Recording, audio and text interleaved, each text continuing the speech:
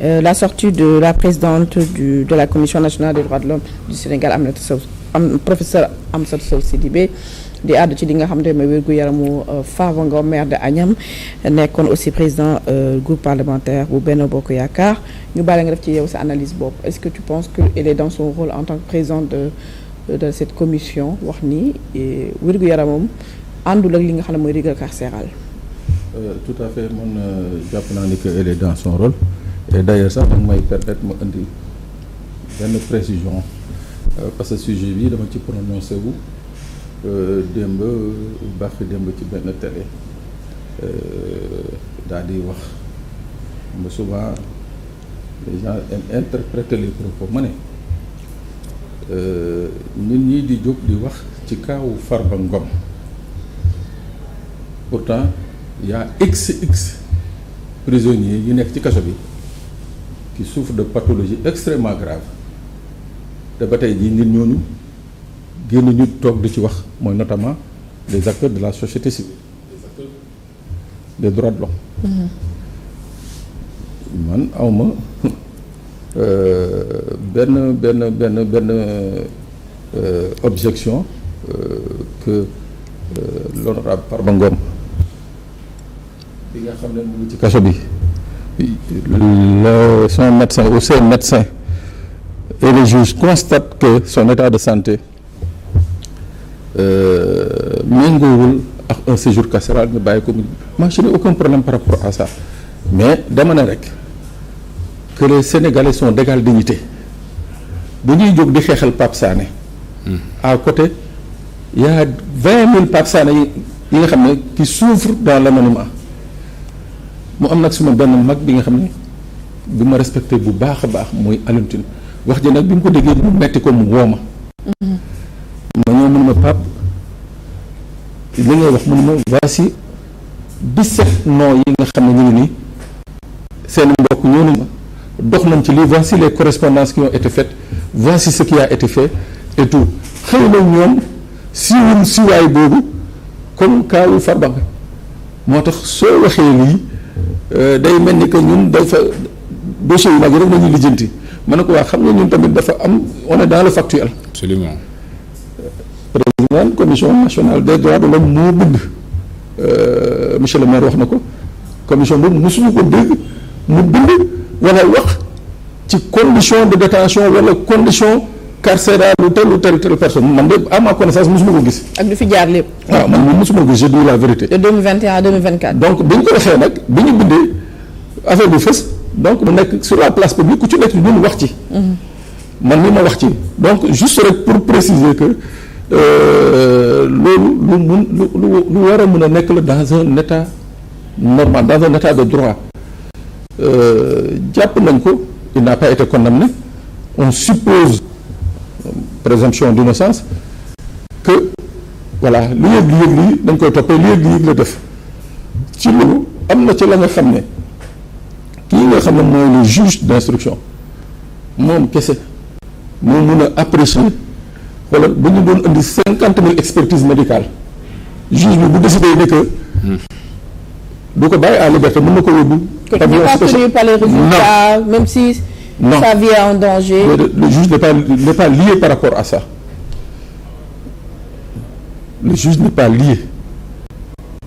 mën nga ko indil mu xool ne bon d'accord feebar na ok mais man am naa benn prison bi foofu lay toog ñu koy faje foofu. c'est-à-dire la liberté n'est pas une obligation pour le juge. mën na ne bon ok d'accord je réquisitionne telle clinique privée nañ ko fa yóbbu. nañ fa mettre 2 gardes à disposition ñu koy surveiller loolu yëpp c'est des aménagements yi nga xam ne le juge mën na ko jël waaw donc je crois que dans cette affaire bu nit ñi jiital yenn parti pris yi parce que man ñi may jot a dégg yëpp dañu dafa mel ni que c'est la première fois au Sénégal un prisonnier feebar toll ci benn dawe bi ba voilà quoi il faut que toute la République s'agite ba ñenn ñi naan bu doon ci kaso bi tey le pouvoir risque non. et que c'est pas la dimension de l'homme, c'est le tout-puissant Farba Ngom. Peut-être aussi. aspect politique bi mënuñu ko cee génne dans ce soo laajoon waa administration pénitentiaire ñaata personnalité ñoo dee la détention ñi génne leen naa ko yóbbu leen jox leen seen njaboot ci sutura. C'est en fait il faut pas que lii nit ñi di xeex ramener toujours sur la table. C'est-à-dire il faut pas que ñu naan bon c'est Pape Sarr il a droit à tel traitement c'est diw kenn nekk ko ci loolu li muy jur c'est justement une justice à deux vitesses bi nga xaas man jàpp naa li le monsieur le maire wax mooy ces avocats ont fait un excellent travail déposé nañu ay demande de liberté produire nañ contre-expertise le juge a produit une contre-expertise tout léegi nag la ca des mu déglu juge bi mu ne ma man lii laa xalaat que Farba mën naa ko bàyyi mu ñibbi dem këram. D'accord. Wala Farba ses médecins de concert avec ses médecins d'accord nañu que tel établissement privé représente na assez de garanties de sécurité bu ñu ko fa dugalee sous la protection de l'administration pénitentiaire parce que yooyu c'est des aménagements qui sont prévus mun na fa faju ba kii il y a eu un célèbre guide religieux qui a été autorisé à aller se soigner en France avec sous la protection de l'administration pénitentiaire donc loolu yëpp am na c'est des aménagements. D'accord. Mais c'est le juge qui autorise. Qui apprécie. Qui apprécie quoi. Comme l'a dit Aziz. D'accord. Merci Pape Sané. Alors ñu dem suñu deuxième point waxtaan muy réaménagement je vais pas dire réaménagement du gouvernement bu ñu nemee ko samedi à la surprise générale kenn xaaru ko woon mais dafa am deux nominations yoo xam ne ba mu amee dafa susciter polémique ñu bari di ci wax mooy la nomination de madame Yacine Fall bu ñu jëlee ministère des affaires étrangères de l'intégration africaine via yóbbu ko ministère de la justice ak ki nga xam ne mooy maître Bamba Cissé deux nominations yoo xamante ne ça a suscité beaucoup de polémique pour yow ban message le président de la République ak son premier ministre bëgg a envoyer à la population avec ces deux nominations benn bi nomination bu bees beneen bi le président de la République et son premier ministre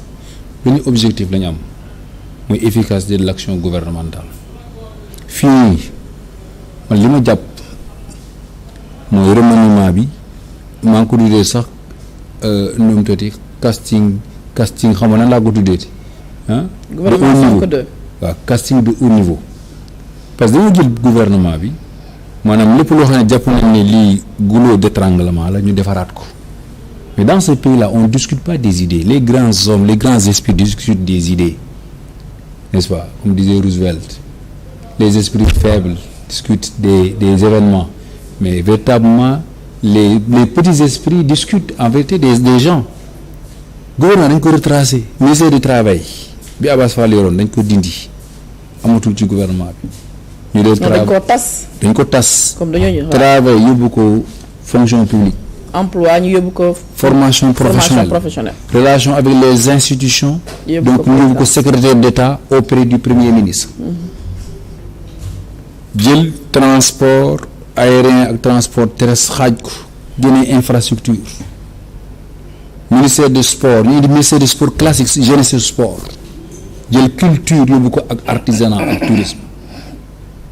parce que loolu après benn déroulement benn temps de travail bu sori ñu évaluer xool ne lii il faudra donc redessiner c'est le plus important. Pourquoi on discute pas de ça jël action sociale jëlee ko au niveau de la santé yóbbu ko ministère des solidarités gisuma ku taxaw wax ci loolu yóbbu ko santé donc jël waxu au lieu ñu wax ci loolu mais les gens ñu naan Yacine Fall Mamadou Bamba Cissé mais dafa parce que dafa am un précédent moyen dafa amoon ay manifestations des anciens détenus ñu ne mbirum justice bi dafa yéex ñu wane seen maire def conférence de presse même pas une semaine ñu gis mooy am réaménagement ci li nga xam ne ñoom moom lañu doon ñaaw gis ne na l'ancien ministre de la justice ay mbiram dafa yéex ak le ministre de l'intérieur ñaar ñoo ñu doon ñaaw wala ñu doon xaw a gis ni seen liggéey dafa yéex ñu changer leen c'est normal que la presse se pose des questions ak on en face ba débat mbiru justice bu yéex moom man sax boobu toog naa wax ko fii ñun on était dans l'opposition lu ne nguuru Macky Sall teg nañu ko fii nii bu ñu naan téye nit mu feebar ñu gis nañ fi procès nit ñëw ak tëdd ci nu mu tati ñu tëral ko ak perfusion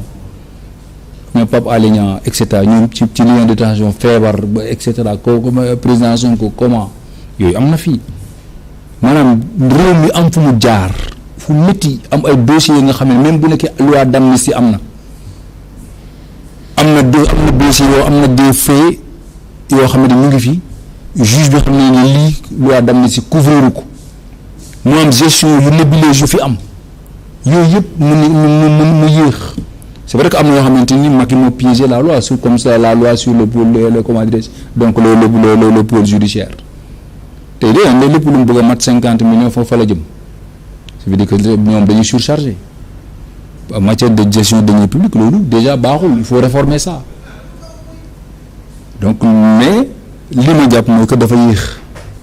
léegi nag beneen bi mooy que tey man dafa am lu ma mës a gëm ci la formation d'un gouvernement mooy yow da nga dem yore parti yore coalition travailler avec des hommes pendant 10 ans ñu am profil yëpp soit c'est des fonctionnaires et cetera mais qui ont décidé justement donc d'exposer leur carrière mais en s'engageant pour leur pays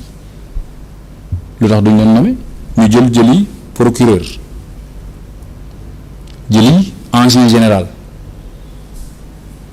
c'est un général à la retraite je n'ai rien contre eux, on les félicite pour ce qu'ils ont fait ñu ngi kon ci gouvernement bi yëpp ñu leen féliciter parce que réew mi ni dal bi nii bees bi ñoom la bilan bi gën a rëy mooy que déjà le pays dafa am stabilité le changement est perceptible partout